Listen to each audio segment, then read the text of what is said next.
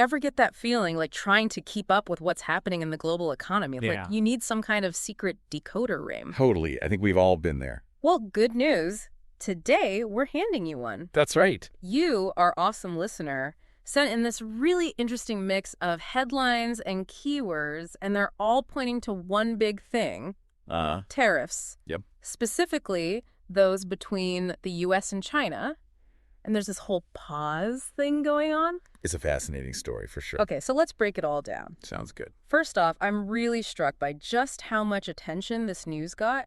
You sent us stuff from CNN, CNBC, Bloomberg. The heavy hitters. Exactly. And the New York Times, too. Oh, yeah, they were all over it. Plus, you even had some international perspectives from places like NDTV. It was a global story, that's for sure. It wasn't just news outlets either. You pulled in terms like bond market, Nikkei 225. Oh, and the Hang Seng Index. Right. And of course, all those market indicators everyone hears about, the Dow, NASDAQ, and S&P 500. You really did your research. You really painted this picture of a story that's impacting, well, everyone. It's pretty amazing how these things can ripple out. So in this deep dive, we're going to try to get to the bottom of it all. It sounds like a plan. What we're aiming to do is cut through the noise and figure out exactly what these sources are telling us about these U.S.-China tariffs and this pause everyone's talking about. Right, because it can be hard to sort through it all. We'll look at what actually happened, how the markets reacted, and we'll try to explain some of those financial terms so they actually make sense. Yeah. Let's demystify those a bit. So let's jump right into what seems to be the main event, this tariff pause. Okay, let's do it. What's really interesting to me is just how many times we see phrases like tariff pause, 90-day pause on tariffs. Yeah, and even just straight up, Trump pauses tariffs. Right. Or that he backed down on them. That's a strong way to put it. And the fact that this specific time frame, 90 days from today, tariffs paused for 90 days, is mentioned so much. Makes you think it was a pretty big deal, right? It really does. It seems like everyone was focused on those 90 days. Well, it makes sense, right? I mean, anytime you have major economic policy shifting, people are going to want to know what's next. And the question, did Trump pause tariffs popping up so often? Oh, yeah. That one kept coming up. It really shows how much this caught people's attention. It was definitely a turning point, or at least that's how people were seeing it. Before we dive into how the markets reacted, maybe we should take a quick step back and explain what these tariffs actually are. Sure. I mean, we saw tariffs, China tariffs, tariffs on China, and tariffs everywhere. Right. So just in case anyone's new to this whole thing, what are they? Well, think of it this way. A tariff is basically a tax.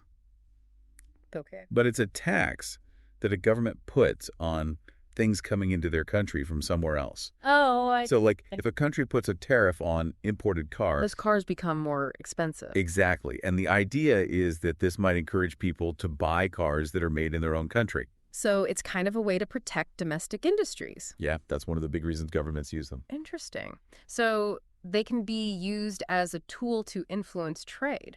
Oh, absolutely. They're a lever in international trade talks. So with all this talk of a tariff pause, I bet investors were watching things very closely. Oh, you better believe it. We saw tons of mentions of stock market today, markets today, even stock market live. They were glued to their screens, that's for sure. It sounds like the financial world was reacting in real time. Oh, yeah, they were hanging on every word.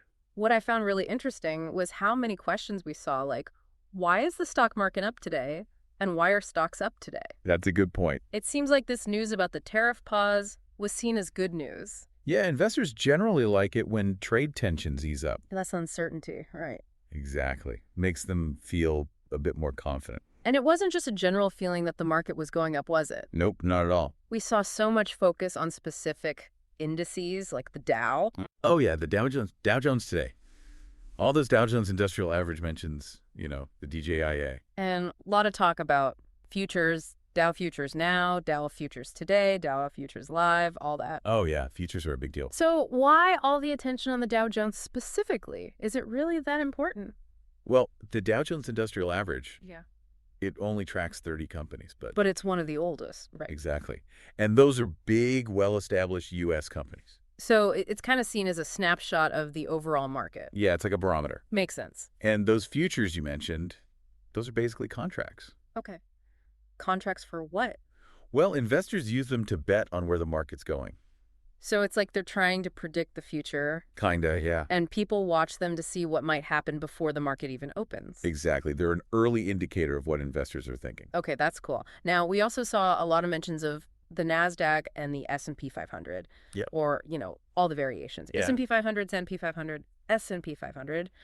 It's P500, just S&P, yeah. What were they signaling in all of this? So the NASDAQ, it tends to focus on tech and growth companies. Yeah. So it's often a good gauge of how investors feel about those sectors. Interesting. And the S&P 500, it tracks 500 of the biggest publicly traded U.S. companies. So it's a broader view of the U.S. market. Exactly. And we saw all three of these, the Dow, NASDAQ, and S&P 500, mentioned so often, along with those questions about why the market was up. Right. All pointing in the same direction. Makes you think this tariff pause had a pretty widespread positive impact. Oh, it definitely seems that way.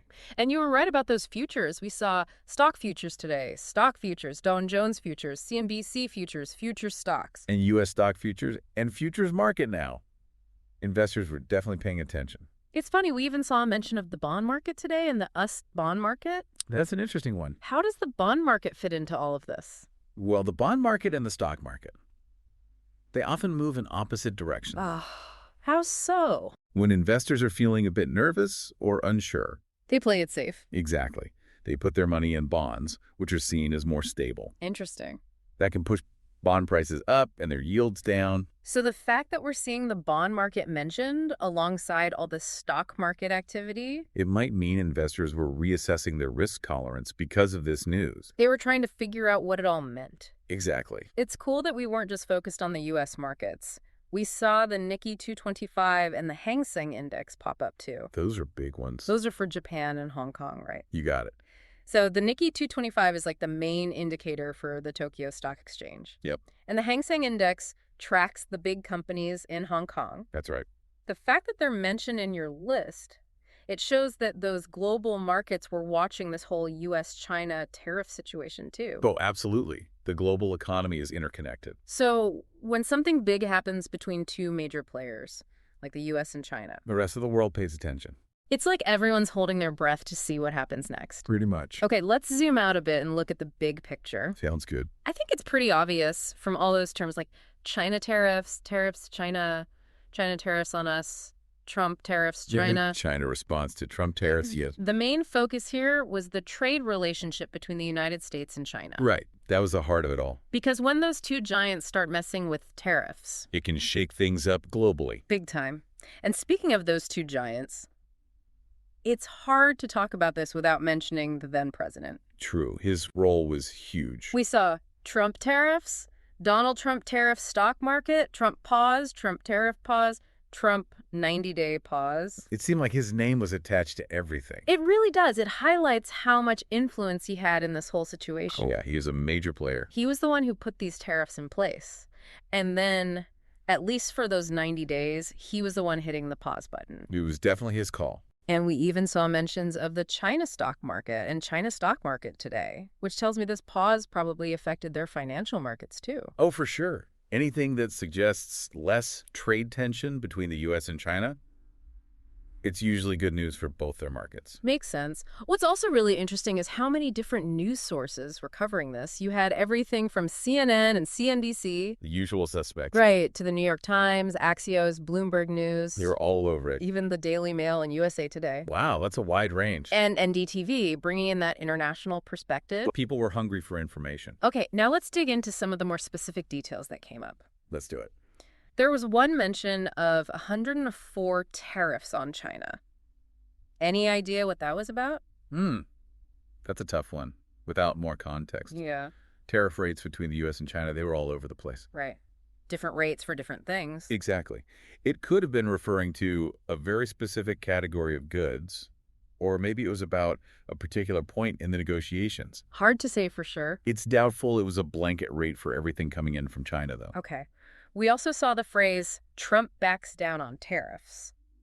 Yeah, that one stood out. The way it's worded, it makes it sound like he had been really firm on those tariffs before. And then suddenly changed his mind. Exactly. Like a pretty big shift in his approach. Well, remember, those tariffs were a big part of his trade strategy with China. Right. So saying he backed down does make it seem like he was moving away from that, at least temporarily. And then there was yippee. Yeah, just yippee. Any thoughts? Honestly, that one's a head-scratcher. Right. No clue what that could be about in this context. A random reaction, maybe? Maybe.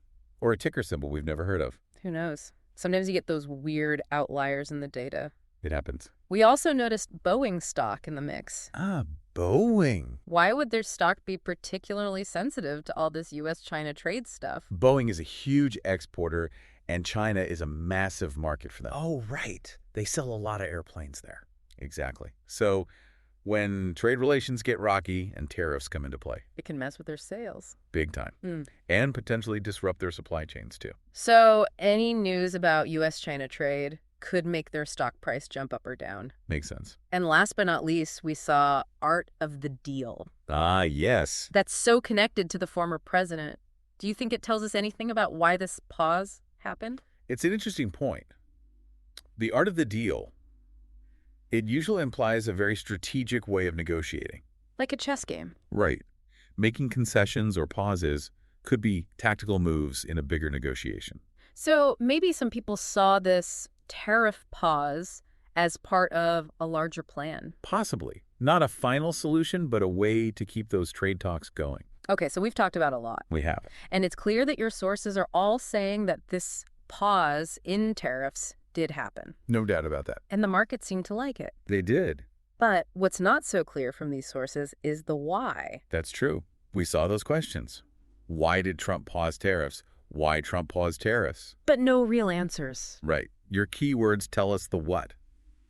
The pause happened. The markets reacted. But the reasons behind it, those are still a bit of a mystery. It's a good reminder that sometimes we need to go beyond the headlines to understand the full story. Exactly, dig a little deeper. And speaking of missing information, Yeah. we know it was a 90-day pause, Right. but these sources don't really tell us what happened after that. That's a big question mark. What happened after those 90 days? Did the tariffs come back? Did they reach a new trade agreement? Or did something completely different happen? It's like the story just cuts off. It leaves you wanting more. So for you, our listener, here's the takeaway.